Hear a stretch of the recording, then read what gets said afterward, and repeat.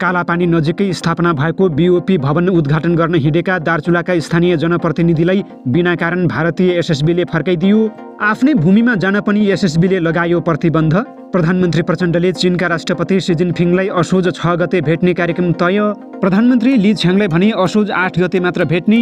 यस्ता छन् चीन भ्रमणका एजेन्डा। तिब्बतका सरकार प्रमुखलाई पनि भेट्ने कार्यक्रम तय। रुसले 2 जना अमेरिकी कूटनीतिज्ञलाई गर्यो देश निकाला। अमेरिका भने बन्यो आगो। प्रदर्शनकारीले हानेको ढुङ्गा लागेर काठमाडौँमा जापानी नेता गम्भीर घाइते। जापानी दूतावासले जनायो कडा आपत्ति। पाकिस्तानको दक्षिण पश्चिमी राज्य बलुचिस्तानमा भएको विस्फोटमा परि एक नेतासहित 11 जना गम्भीर घाइते। सो क्षेत्रमा गरियो नाकाबन्दी। अवैध रूपमा बन्दुक किनेको भन्दै अमेरिकी राष्ट्रपति जो बाइडेनका छोरा हन्टर दोषी ठहर। 25 वर्षको जेल सजाय हुन सक्ने सम्भावना। बाइडेनलाई लाग्यो निकै ठुलो झट्का। चीनका राष्ट्रपति शीले आफ्ना रक्षा मन्त्रीलाई बर्खास्त गरेको अमेरिकी आशंका। 2 सातादेखि देखिएनन् सार्वजनिक कार्यक्रममा रक्षा मन्त्री साङफू। चीन र भारतका पर्यटकलाई आकर्षित गर्न म्यानमारको सैनिक सरकारले भिसा अन अराइभल दिने गर्यो घोषणा।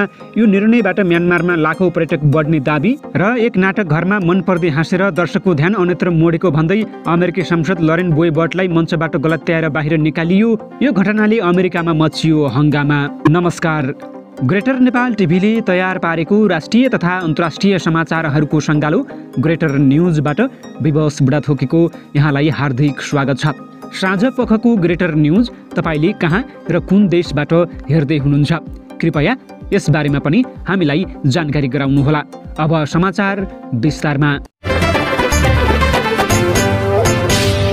ब्यास गाउँपालिका 1 टिङ्कर स्थित चीनसँगको सीमा क्षेत्र छ्यालेकमा स्थापना भएको बोर्डर आउटपोस्ट बीओपी उद्घाटनको कार्यक्रममा गत साता सहभागी हुन गएका दार्चुलाका जनप्रतिनिधिलाई भारतीय सीमा सुरक्षा बल एसएसबीले फर्काइदिएकोमा माफी मागेको छ। सशस्त्र प्रहरी बलले गत शुक्रबार दार्चुला सदरमुकाम खलङ्गाबाट करिब 112 किलोमिटर उत्तरतर्फ टिङ्करमा स्थापना गरिएको नयाँ बीओपी उद्घाटनका लागि स्थानीय जनप्रतिनिधिलाई आमन्त्रण गरेको थियो। त्यहाँ जान लागेका महाकाली नगरपालिकाका प्रमुख नरसिंह चैसिर, ब्यास गाउँपालिकाका अध्यक्ष मङ्गलसिंह धामी र विद्यार्थी नेता दीपक खातीलाई एसएसबीले टिङ्करबाट फर्काइदिएको थियो। सुरक्षाकर्मीलाई भने जान दिएको थियो। भारतीय भूमि हुँदै जानका लागि भारतीय एसडीएम कार्यालयकै अनुमति रहेको भए पनि जनप्रतिनिधिलाई एसएसबीले फर्काएपछि आफूहरूलाई रोक्नुको कारणबारे जिल्ला प्रशासन कार्यालय दार्चुला मार्फत भारतीय प्रशासनसँग माग गरिएको थियो। जनप्रतिनिधिहरूलाई रोक्नुले नेपाली जनप्रतिनिधिको अपमान भएको भन्दै उनीहरूले आफूहरू रोकिनुको स्पष्ट कारण नआएसम्म धापको काकडामा निर्माण भइरहेको मोटरेबल पुल निर्माणमा रोक लगाइएको थियो। जनप्रतिनिधिहरूमाथि भारतीय सशस्त्र सीमा बल एसएसबीबाट भएको दुर्व्यवहारबारे स्पष्ट जवाफ नआएसम्म पुल निर्माणमा अवरोध गर्ने चेतावनीपछि भारतीय पक्षले वार्ता गरी माफी मागेको हो। स्थानीय जनप्रतिनिधिले बुधबार पुल निर्माणको काम रोकेपछि भारत उत्तराखण्ड अन्तर्गत दार्चुला उपजिल्ला अधिकारी एसडीएम दिपेश सासोनीले जिल्ला प्रशासन कार्यालय दार्चुला पुगेर सरकारवालासँग वार्ता गरेका थिए। पुल निर्माण कार्य रोकिएको 2 घण्टापछि भारतीय पक्ष वार्ता गर्न दार्चुला आएको थियो। सुरुमा भारतीय पक्षले दार्चुलामा बैठक बस्नुपर्ने प्रस्ताव गरे पनि नेपालका जनप्रतिनिधिले अस्वीकार गरेपछि नेपालमा नै बैठक गरिएको थियो। बैठकमा भारतीय एसडीएम शासनीले त्यो दिन सञ्चारमा समस्या भएकै कारण एसएसबीबाट गल्ती हुन पुगेको स्वीकार गर्दै अब त्यस्तो गल्ती नदोहोरिने प्रतिबद्धता जनाएको भारतीय अधिकारीलाई उद्धृत गर्दै प्रमुख जिल्ला अधिकारी किरण जोशीले बताएका छन्। सो बैठकमा सहभागी जनप्रतिनिधिका अनुसार पनि भारतीय पक्षले गल्ती स्वीकार गर्दै आगामी दिनमा यस्ता कमजोरी हुन नदिने प्रतिबद्धता जनाएको बताएका छन्। भारतको बाटो भएर दार्चुलाको माथिल्लो भूभागमा जाने जनप्रतिनिधि तथा सर्वसाधारण नेपाली नागरिकमाथि भारतीय पक्षबाट सधैँ अभद्र व्यवहार भइरहेको छ।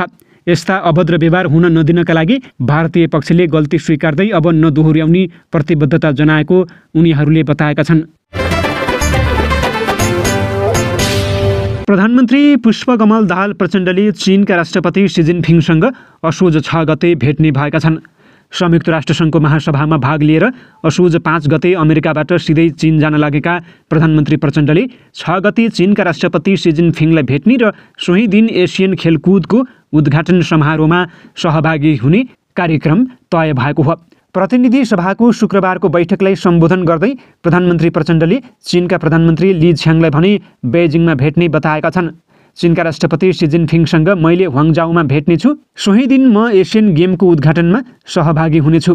प्रधानमन्त्री प्रचण्डले भने चिनिया समकक्षी ली छ्याङसँग भने 15 सेप्टेम्बर अर्थात् असोज 8 गते बेइजिङमा भेट हुनेछ। उनले चीनको औपचारिक भ्रमणका बेला नेपाल र चीन बीचको सम्बन्धलाई मजबुत बनाउन आफ्नो प्रयास रहने बताएका छन्। प्रधानमन्त्रीका हैसियतमा प्रचण्डको यो तेस्रो चीन भ्रमण हो। चीन भ्रमणका बेला नेपाल र चीनबीच विद्यमान द्विपक्षीय सम्बन्ध थप उच्च र प्रगाढ हुनेछ भन्नेमा आफू विश्वस्त रहेको प्रधानमन्त्री प्रचण्डले बताएका छन्। प्रधानमन्त्री प्रचण्डले चीनमा रहँदा छोङछिङ महानगरपालिकामा रहेको छोङछिङ एकाडेमी अफ एग्रिकल्चर साइन्स लगायत विज्ञान तथा प्रविधि विकासका क्षेत्रहरूको अवलोकन गर्ने कार्यक्रम रहेको प्रधानमन्त्री प्रचण्डले बताएका छन्। छोङछिङको भ्रमण पश्चात नेपालसँग सिमाना जोडिएको चीनको तिब्बत स्वशासित क्षेत्रको भ्रमणमा जाने र त्यहाँका उच्च पदस्थ अधिकारीहरूसँग भेटवार्ता गरी नेपाल फर्कने कार्यक्रम रहेको बेहोरा सम्मानित सदनलाई जानकारी गराउन चाहन्छु, प्रधानमन्त्री प्रचण्डले भने।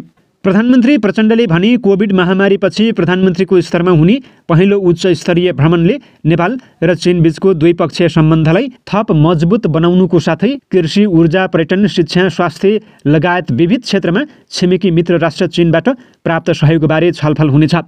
भ्रमणका बेला कोभिडका कारण नियमित हुन नसकेका द्विपक्षीय व्यापार नाका र परम्परागत सीमा नाकाहरू खोल्ने विषयमा समेत कुराकानी हुने प्रधानमन्त्री प्रचण्डले जानकारी दिए। नेपालको प्रधानमन्त्रीको हैसियतमा मैले गर्ने छिमेकी मित्र राष्ट्र चीनको औपचारिक भ्रमणबाट दुई देशबीच रहिआएको परम्परागत घनिष्ठ र सहयोगात्मक सम्बन्ध थप सुदृढ हुने तथा आपसी सहयोगका क्षेत्रहरू थप विस्तार हुँदै जाने मैले विश्वास लिएको छु, प्रधानमन्त्री प्रचण्डले भने। साथै सङ्घीयता लागू भएपछिको दोस्रो आम निर्वाचन मार्फत बनेको सरकार प्रमुखको हैसियतमा संयुक्त राष्ट्रसङ्घको महासभालाई सम्बोधन गर्ने र नेपालको चासोका विषयहरू अन्तर्राष्ट्रिय समुदाय समक्ष राख्ने एवं शान्ति, दिगो विकास, जलवायु परिवर्तन जस्ता क्षेत्रमा अन्तर्राष्ट्रिय सहयोग र सद्भाव हासिल गर्न सहयोगी हुने विश्वास मैले लिएको छु, उनले भनेका छन्।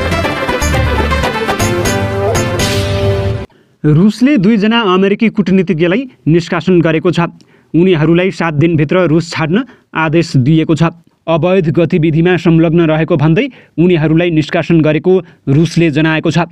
मस्कोमा रहेको अमेरिकी राजदूतावासमा काम गरेका एकजना रुसी नागरिकसँग सम्पर्क कायम गरेको अभियोगमा उनीहरूलाई निष्कासन गरिएको अन्तर्राष्ट्रिय सञ्चार माध्यमले जनाएका छन्। अमेरिकाले भने रुसको यो निर्णयको भत्सना गर्दै रचनात्मक कूटनीतिक संलग्नतामा द्वन्द्व निम्त्याएको टिप्पणी गरेको छ। अमेरिकी विदेश मन्त्रालयका प्रवक्ता म्याट मिलरले रुसी निर्णयका लागि मस्कोलाई उचित जवाफ दिने बताएका छन्। प्रदर्शनकारीले प्रहार गरेको ढुङ्गा लागेर बुधबार जाइका नेपालका प्रमुख आकुबो आकिमिचु घाइते भएका छन्। उनको गाडीमा पनि क्षति पुगेको छ। यस घटनालाई लिएर काठमाडौँ स्थित जापानी राजदूतावासले बिहिबार विज्ञप्ति प्रकाशन गरी गम्भीर आपत्ति जनाएको छ। दूतावासले भनेको छ, लोकतन्त्रमा शान्तिपूर्ण प्रदर्शन गर्नु वाक स्वतन्त्रता अन्तर्गत आधारभूत नागरिक अधिकार हो, तर हिंसात्मक क्रियाकलापमा उत्रनु चाहिँ अपराध हो। प्रहरी स्रोतका अनुसार काङ्ग्रेस सहमहामन्त्री महेन्द्र यादवमाथि खुकुरी प्रहार भएको र गृहमन्त्रीले शान्ति सुरक्षा कायम गर्न नसकेको भन्दै बुधबार साँझ त्रिचन्द्र क्याम्पस अगाडि नेभी सङ्घले विरोध प्रदर्शन गरेको थियो। प्रदर्शनका क्रममा प्रहरी र नेभी सङ्घबीच झडप समेत भएको थियो। त्यति बेला उक्त सडक भई गुडिरहेका सवारी साधनलाई प्रहरीले सुरक्षा योजनार्थ रोकेको थियो। त्यही समय त्यही सडक हुँदै जाएका प्रमुख आकिमिचु कार्यालयबाट निवासतर्फ गइरहेका थिए। उनको गाडी पनि निकै बेर अलि परे रोकियो। स्थिति साम्य भएको भन्दै प्रहरीले गाडी खोलेपछि उनको गाडी पनि अगाडि बढाइएको थियो। त्यो इलाका कट्ने क्रममा उनको गाडीमा प्रदर्शनकारीले हानेको ढुङ्गा बज्रिन पुग्यो। त्यसका कारण फुटेको सिसा र ढुङ्गाका टुक्राले जाइका प्रमुखको अनुहारमा लाग्यो। उनको ओठमा ठुलो चोट लागेको स्रोतले बतायो। उनलाई गाडीभित्रै रक्ताम्य भएको देखेपछि प्रहरीले सुरक्षा दिई त्यहाँबाट अघि बढाएको थियो। आकिमिचु आफै हस्पिटल पुगे। स्रोतका अनुसार उनको ओठमा भित्र र बाहिर टाँका लगाइएको छ। जापानी दूतावासले अग्रणी भूमिका खेल्ने जायका प्रतिनिधि नै यस्ता घटनामा घाइते हुनु अत्यन्तै खेदजनक भएको विज्ञप्तिमा उल्लेख गरेको छ। विज्ञप्तिमा भनिएको छ, अधिकांश नेपालीलाई थाहा भएकै कुरा हो कि जापानले नेपालमा लोकतन्त्रको स्थायित्व र विकासमा एक इमान्दार मित्रका हिसाबले सहयोग गर्दै आइरहेको छ। नेपाल सरकारले विदेशी पर्यटक तथा बाह्य नागरिकलाई प्रवर्धन गरिरहेको अवस्थामा यस्ता घटनाले नेपालको प्रयत्नलाई प्रतिकूल असर पार्दछ। दूतावासले नेपालमा बसोबास गर्ने जापानी नागरिकलाई यस्ता घटनादेखि जोगिन सचेत गराएको छ। विज्ञप्तिमा भनिएको छ, हामीले नेपालमा बसोबास गर्ने जापानी नागरिकहरूलाई यस्ता घटनादेखि जोगिन सचेत गराएका छौँ। त्यसैगरी नेपाल विदेशीहरूका लागि शान्तिपूर्ण तथा आकर्षक मुलुक रहिरहने कुरामा हामी आशावादी रहेका छौँ। पाकिस्तानको दक्षिण पश्चिम बलुचिस्तान प्रान्तमा बिहिबार भएको विस्फोटमा एक धार्मिक राजनीतिक दलका नेतासहित 11 जना गम्भीर घाइते भएका छन्। जमियत उलेमा ए इस्लामका नेता कलात जिल्लामा राजनीतिक र्यालीमा भाग लिन जाँदै गर्दा प्रान्तको मुस्तुङ जिल्लाबाट आक्रमण भएको थियो। नाम नबताउने शर्तमा मुस्तुङको प्रहरी स्रोतले प्रारम्भिक अध्ययन अनुसार नेता हाजिफ हमदुल्लहको गाडीलाई आत्मघाती हमलाकारीले आक्रमण गरेको बताएको छ। आक्रमणमा घाइते भएकालाई उपचारका लागि अस्पताल लगिएको छ। अहिलेसम्म कुनै पनि समूहले आक्रमणको जिम्मेवारी लिएको छैन। अनुसन्धानका लागि सो क्षेत्रमा नाकाबन्दी गरिएको छ। 5 वर्ष अघि अवैध रूपमा बन्दुक किनेको मुद्दामा अमेरिकी राष्ट्रपति जो बाइडेनको छोरा हन्टरलाई दोषी ठहर गरिएको छ। अमेरिकी न्याय विभागले हन्टर बाइडेनलाई कर र हतियार सम्बन्धी मुद्दामा दोषी ठहर गरेको छ। यसलाई अमेरिकी राष्ट्रपतिका लागि ठूलो धक्का मानिएको छ। हन्टरलाई हतियार किन्न धेरै पटक झुट बोलेको आरोप रहेको छ। यो उल्लेखनीय रहेको छ कि हन्टर विरुद्ध अनुसन्धान लामो समयदेखि चलिरहेको थियो, जसका कारण पनि राष्ट्रपति बाइडेनको समस्या थप बढ्दै गएको छ। अमेरिकी संसदका सभामुखले पनि हालै संसदीय समितिलाई राष्ट्रपति जो बाइडेन विरुद्ध महाअभियोगको छानबिन गर्न अनुमति दिएका थिए।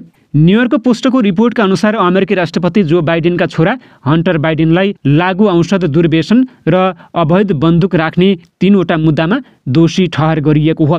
यसअघि हन्टर बाइडेनलाई डेलावेयरमा विशेष सल्लाहकार डेभिड वेस्टले दोषी ठहर गरेका थिए। यसबाहेक हन्टर विरुद्धको आरोपी पुष्टि भएमा 25 वर्षसम्म जेल सजाय हुन सक्ने बताइएको छ र यो उनको विरुद्ध धेरै आपराधिक मुद्दाहरूमध्ये पहिलो हुन सक्दछ। 53 वर्षीय हन्टरले डीसी र लस एन्जलसमा कर छली र अवैध विदेशी लबिङका मुद्दाहरू पनि सामना गर्नुपर्ने भएको छ। यद्यपि हन्टर बाइडेनलाई 2018 मा बन्दुक खरिद फारममा लागु पदार्थको प्रयोगको बारेमा झुटो बोलेको आरोप पनि लगाइएको थियो। जब उनले कोल्ट कोब्रा रिभल्भर किनेका थिए, न्युयोर्क पोस्टका अनुसार उनले आफ्नो 2021 स्मरण ब्युटिफुल थिङ्समा लेखेका थिए कि उनले त्यस समयमा लागु पदार्थ प्रयोग गर्थे। नेपालको क्षेत्रफल कति भन्ने प्रश्न खासै उठेको पाइँदैन। यसको उत्तर कतैबाट पनि नखोजिनु अनौठो जस्तो लाग्ने गरेको छ। सत्ता कुरेर बसेको प्रतिपक्ष यो विषयमा किन बोल्दैन? यस्ता विषयमा संसद अवरोध किन गर्न सक्दैनन्? नेपालको क्षेत्रफलका बारेमा सरकारी अधिकारीहरूलाई प्रश्न सोध्ने हो भने पनि सही विवरण दिन सक्दैनन्। सरकारी अधिकारीले नै जवाफ नदिएपछि सर्वसाधारणले आफ्नो मुलुकको भूभागको क्षेत्रफल बताउन सक्ने अवस्था छैन। सार्वभौम देशको नागरिक हामी यसरी कहिलेसम्म अरूको थिचोमिचो सहेर बस्न सक्छौँ? लिम्पियाधुरा लिपुलेक सहित भारतद्वारा अतिक्रमित कालापानी क्षेत्रको नयाँ नक्सा जारी गरेको 3 वर्ष बित्दा पनि मुलुकको क्षेत्रफल औपचारिक रूपमा यकिन गर्न नसक्नु दुःखद होइन र? राष्ट्रियताको कुरा गरेर नथाक्ने नेताहरूले यस्ता विषयमा गम्भीर भएर किन नसोचेको होला? हामीले अरूको भूभाग मागेको वा मिचेको होइन। आफ्नो प्रमाण भएको जमिन पनि संरक्षण गर्न किन डराएका छन् नेताहरू? न डराएको हो भने देशको अध्यावधिक गरेको क्षेत्रफल कति हो भन्न सक्नु पर्दैन? नापी विभागले नेपालको नयाँ नक्सा जारी गरेपछि 8.5 महिना एमाले अध्यक्ष केपी ओली प्रधानमन्त्री भए। 17.5 महिना काङ्ग्रेस सभापति शेरबहादुर देउबा प्रधानमन्त्री बने। 8.5 महिना माओवादी अध्यक्ष पुष्पकमल दाहालले सरकार चलाए। कसैले पनि यकिन गरेनन्। सरकारमा नबस्दा राष्ट्रियताको चर्का कुरा गर्ने र सरकार सञ्चालन गर्न थालेपछि भुल्ने किन? नापी विभागले 3 वर्ष अघि नै नेपालको कुल भूभाग 1,48,667 वर्ग किलोमिटर रहेको प्रस्ताव तयार गरेको थियो। नापी विभागबाट आएको प्रस्ताव परिषदमा लगिएको छैन। मन्त्री परिषदद्वारा पारित गर्न किन ढिलाइ गरिएको छ? के कारणले रोकियो? प्रस्तावित भूमि मन्त्रालयमा रोकिएको छ कि मन्त्री परिषदमा रोकिएको हो? त्यो चाहिँ गुपचुप राखिएको छ। लिपुलेक, लिम्पियाधुरा र कालापानीलाई भारत र नेपालले आफ्नो भएको दाबी गरिरहेका छन्। उक्त जमिन नेपालकै हो भन्ने यथेष्ट प्रमाण हामीसँग रहेको छ। जमिन हाम्रो हो भन्ने प्रमाण पेश गर्न वार्ताको प्रयास जरुरी छ, तर त्यो पनि हुन सकेको छैन। भारतले हडपेको भूभाग नेपाललाई हेपेर नै फिर्ता नगर्ने प्रयास गरेको हो। शक्ति राष्ट्र भए भन्दैमा हामीलाई जसरी हेपिएको छ त्यो गलत छ। यस्तो विषयमा सरकारले भारतसँग बोल्न डराएको प्रश्न हुन्छ। देशको सीमा मिचिँदा टुलु हेरेर बस्ने राजनीतिक नेतृत्वमा राष्ट्रियताको भावना छ भनेर कसरी विश्वास गर्न सकिन्छ? साउदी अरबमा 20 नेपाली अलपत्र परेका छन्। साउदीको अल कसिम भन्ने ठाउँमा 20 नेपाली विगत 4 महिनादेखि अलपत्र परेका हुन्। सीता पाइलामा रहेको एडभेन्चर ह्युमन रिसोर्स मार्फत साउदी पुगेका उनीहरू अलपत्र परेका हुन्। करिब 1.5 वर्ष अघि साउदी पुगेका उनीहरूलाई 4 महिनादेखि कम्पनीले काम र तलब नदिएपछि बिचल्ली भएको हो। अलपत्र परेकाहरूको बास सडकमा रहेको छ। उनीहरूलाई विभिन्न व्यक्ति तथा संस्थाको सहयोगमा खाने व्यवस्था मिलाइएको छ। काम पनि दिएको छैन, तलब पनि दिएको छैन। हामीलाई खानाको लागि 10 देखि 15 दिनमा 100 रियाल दिइरहेको छ। त्यो पैसाले हामीले के गर्ने? मेन पावर कम्पनीसँग भन्दा चुप लागेर बस भनिरहन्छ। उल्टै गुन्डा लगाएर धम्की दिन्छ, एक पीडितले भने। बाथरुमको पानी खाएर बस्नु परेको ती पीडितको भनाइरहेको छ। कम्पनीले उनीहरू सबैजनाको पासपोर्ट खोसेर राखेको हो। यो विषय सामाजिक सञ्जाल मार्फत सार्वजनिक भएपछि सरकारको ध्यानाकर्षण भएको छ। श्रम, रोजगार तथा सामाजिक सुरक्षा मन्त्रालयले उनीहरूको उद्धारको पहल थालेको हो। रोजगारदाता कम्पनीसँग संवाद भएको मन्त्रालयले जनाएको छ। वैदेशिक रोजगार विभागका महानिर्देशक मदन दाहालले श्रम काउन्सिलर गराएर भेटेर कुराकानी भइसकेको बताएका छन्। उनीहरू सप्लायर्स कम्पनी मार्फत गएका रहेछन्। अर्को काममा लगाउन नसकेको रहेछ। खान बस्न समस्या थियो। अहिले श्रम काउन्सिलर मार्फत त्यसको व्यवस्था मिलाइएको छ। अर्को कम्पनीमा काममा लगाउँछु भनेको छ उनले भने। रोजगारदाता कम्पनीसँग समेत छलफल भइरहेको उनले बताएका छन्। उनीहरूलाई काममा पुनर्स्थापित गराउने सहमति भएको छ। सहमति कार्यान्वयन नभएको खण्डमा वा ढिलाइ भएको खण्डमा श्रम अदालत जाने तयारी भइरहेको मन्त्रालयले जनाएको छ। उनीहरूलाई पठाउने मेन पावरलाई बोलाएर तत्काल समस्याको समाधान गर्न भनिएको उनको भनाइरहेको छ। चीनका राष्ट्रपति सी जिनपिङले रक्षा मन्त्रीलाई बर्खास्त गरेको आशंका गरिएको छ। रक्षा मन्त्री ली साङफू 2 सातादेखि सार्वजनिक रूपमा नदेखिएकाले उनीमाथि भ्रष्टाचार मुद्दा लगाएर बर्खास्त गरिएको हुन सक्ने वाल स्ट्रिट जर्नलले जनाएको छ। रक्षा मन्त्री लीको अनुपस्थितिलाई लिएर एकजना वरिष्ठ अमेरिकी कूटनीतिज्ञले प्रश्न उठाएका छन्।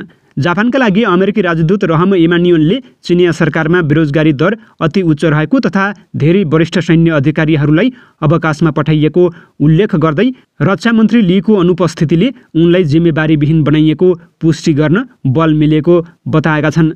अमेरिकाका लागि चीनका राजदूत रहेका छिन गाङलाई अप्रत्याशित रूपमा बेजिङ बोलाएर विदेश मन्त्री बनाएको केही महिना बित्न नपाउँदै उनलाई बर्खास्त गरेर वाङ यीलाई पुनः विदेश मन्त्री नियुक्त गरिएको कारण हालसम्म खुलाइएको छैन। जनरल लीका सम्बन्धमा पनि चिनिया सरकारले धेरै कुरा गरेको छैन, अमेरिकी राजदूतले सामाजिक सञ्जाल एक्समा लेखेका छन्। यसै साताको प्रारम्भमा रक्षा मन्त्रीको अनुपस्थितिलाई लिएर चिनिया विदेश मन्त्रालयका प्रवक्ता समक्ष प्रश्न गर्दा त्यस सम्बन्धमा आफूलाई कुनै जानकारी नभएको जवाफ दिएकी थिइन्।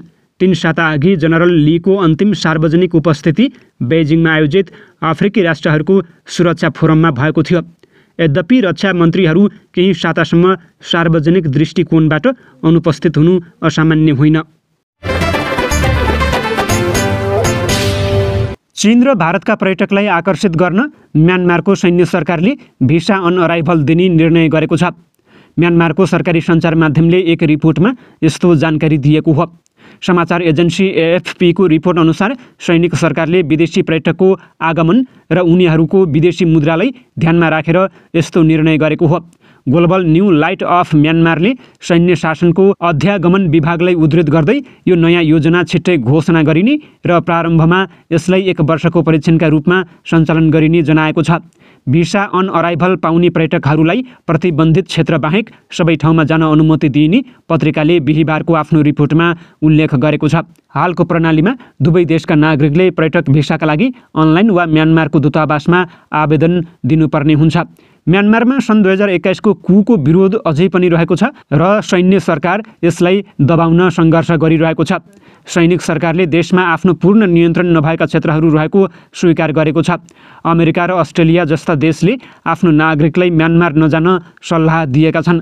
तर म्यानमारसँग चीन र भारतको लामो सीमा रहेको छ र दुवै देशले त्यहाँको सैनिक सरकारसँग कूटनीतिक सम्बन्ध कायम राखेका छन्। अमेरिकी सांसद लरेन बोयबर्टलाई एउटा नाटक घरमा त्यहाँको प्रशासनले बिहिबार निकालिदिएको छ। डेनभरमा बिटलजुस नामक गीती नाटक चलिरहँदा उनी र उनका साथीहरूलाई बीचमै बाहिर निकालिएको हो। विपक्षी पार्टी रिपब्लिकनबाट दोस्रो पटक निर्वाचित भएकी लरेन र उनीसँगैका अर्का एक व्यक्ति गत आइतबार ब्युल थिएटर डेनभरमा गीती नाटक हेर्न गएका थिए। सो क्रममा उनीहरूले नाटक घरभित्रै भैप तानेको गीत गाएको र हाँस्दै मोबाइल चलाएका थिए। उनीहरूले त्यसो गरिरहँदा गीती नाटक हेर्न गएका मानिसहरूलाई नाटक हेर्न बाधा पुगेको थियो। बारम्बार अरूलाई बाधा पुग्ने काम गरेपछि नाटक घरको प्रशासनले उनीहरूलाई बाहिर निस्कन आग्रह गरेको थियो, तर उनीहरू अटेर गर्दै त्यहीँ बसिरहेका थिए। पछि प्रहरीलाई खबर गरियो, तर प्रहरी आउनु अघि नै उनीहरूलाई नाटक घरबाट बाहिर निकालिएको थियो। नाटक घरबाट बाहिरिँदै गर्दा सांसद लरेनले नाटक घरका सञ्चालकलाई धम्क्याएकी थिइन्। उनले मलाई नचिनेको भन्दै प्रश्न गरेकी थिइन्। उनले त्यहाँका मेयरसँग यस विषयमा कुरा गर्ने बताएकी थिइन्। जनताको प्रतिनिधि भएर सांसद लरेनले गलत कार्य गरेको र नाटक घरले सही निर्णय लिएको अमेरिकी सामाजिक सञ्जालमा यतिखेर यो टिप्पणीहरू भाइरल भइरहेका छन्। हवस् त, यिनै खबरसँगै ग्रेटर नेपाल टिभीले तयार पारेको राष्ट्रिय तथा अन्तर्राष्ट्रिय समाचारको सङ्गालो ग्रेटर न्युजको समय सकिएको छ। प्रत्येक पलका ताजा अपडेटको लागि हामी तपाईँको माझमा छौँ। नमस्कार।